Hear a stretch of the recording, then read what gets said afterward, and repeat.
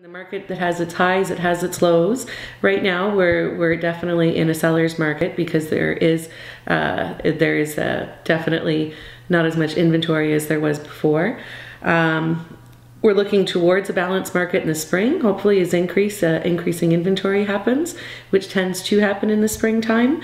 More people are more willing to put their house on the market come March, April, when their landscaping looks good, the pool can be opened, and get ready to move, so that way when the kids go back to school, they can be settled into their new house. So I think this will be a good conversation to have in the next 2 or 3 months to see where the new mortgage rule changes, how it's affecting us, how even something I was reading today about the stock market, the Dow dropping, I think it was almost 670 points, which is a really big dip, and how that can actually affect the economics and the house buying and people even wanting to make a move.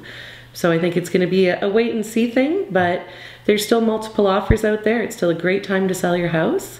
And I think being in Windsor, we're lucky as well, because it does create a lot of interest for other people. We still may have an increase in our average sale price, but compared to other regions across the province and even across Canada, we're extremely affordable, and we might even see an intake in that come up.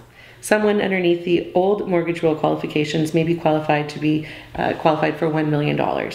Now, with the new mortgage rule changes, they have to be put at a higher stress test, meaning will they be able to afford their mortgage payments if the mortgage rules go up?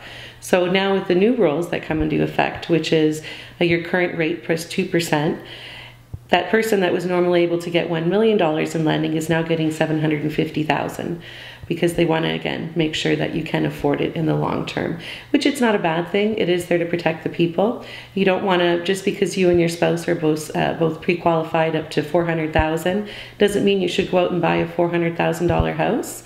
Because what if something happens in the future? Say you have another child, say one of you gets laid off. You want to still make sure that you can make your payments and that you don't lose your house. So that's pretty much that in a nutshell.